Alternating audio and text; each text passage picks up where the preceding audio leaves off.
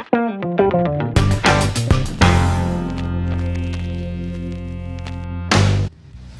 right, so Dr. Bob, what is your most interesting adjustment story? Okay, well, I have funny ones, I have interesting ones, I have inspirational ones. One funny one I would say is I had a lady come in a few years back. She's in late 30s, maybe like 40, and came in with really bad lower back pain. So I start working on her lower back pain gets better. Well, when you're getting adjusted, we're getting pressure off of nerves, and those nerves go somewhere and they connect and they control something. So as you're getting adjusted, that part of your body is going to work a little more efficiently. Lower back nerves are going to control digestive system and reproductive organs. So in her case, start working on her, back gets better, and she ends up getting pregnant. So she comes back to us a couple weeks later and she's like, so I ended up getting pregnant. I know it was from this because I'm like 40 years old. In my 20s, my husband and I were trying to have kids, and it just never really worked out for us. We tried IVF, we tried all these things, just kind of accepted the fact we're never going to be able to have kids. You fast forward like 10 years later, she comes in our office, and it's like, surprise, you're now pregnant. And but it's a funny story because when she came in, she had this very expressive personality. She'd never met a stranger. She knew everyone. She talked to everyone. So she'd be in our office and sitting next to someone and asking them like, "Why are you here? What is he treating you for?" And they'd be like neck pain or headaches or whatever it is, and she'd be like, "Well, I'm here because my back was hurting, and he also got me pregnant while I was here too." Which is, I'm like, "Don't say that. Word this a little differently. Say it a little differently."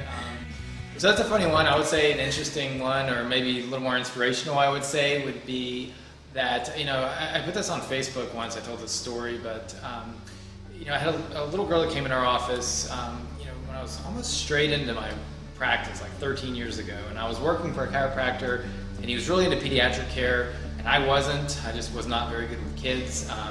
If you have kids, or maybe you're the person that was like me, I just wasn't very good with them. I didn't know how to talk to them. I couldn't communicate with them. So they come into my office, and I'm like asking them, like, how's the weather out there? Like, who's your favorite sport team? And they're like 3 years old, and they're just looking at me. Hey, are you watching the Saturday morning cartoons? And parents would be like, yeah, this hasn't been on in like 30 years. I'm like, oh, sorry, I just didn't know how to talk to them. So, right? It was just very awkward, no rapport. So I just didn't like to see kids because I just didn't know how to communicate with them. Well, one day, a little girl came in. She's like 8-9 months old, and the baby's having seizures basically from the day she was born. She would have 12, 13 seizures a day. So a lot of specialists got on a lot of different medications. I think they got them down to about 7 or 8 seizures a day. And she was referred to us by someone that's like, you should try chiropractic here.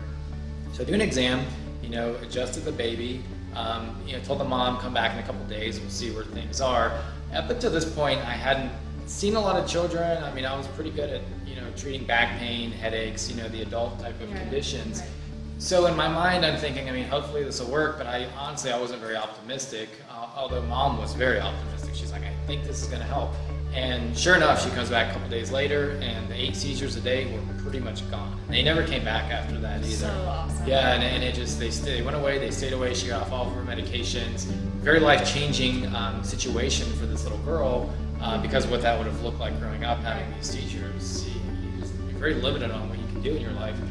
So that kind of steered me into the pediatric type of practice, family-based practice, because I feel like I have a pretty big impact on a lot of conditions that are not helped anywhere else. Yeah. What is your dream car?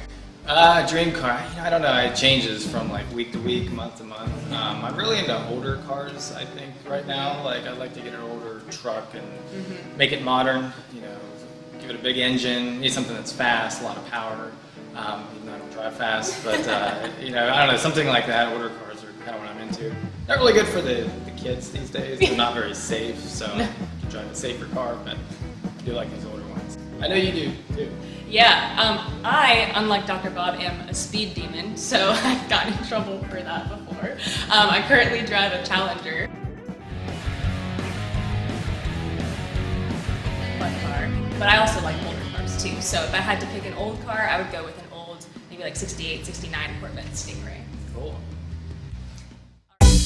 For more health tips, strategies, and random facts about us, follow us on Facebook, YouTube, and Instagram.